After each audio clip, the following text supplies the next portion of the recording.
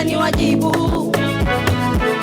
Majaji washatuambia nasi yanguki, uwezo nimechaguliwa.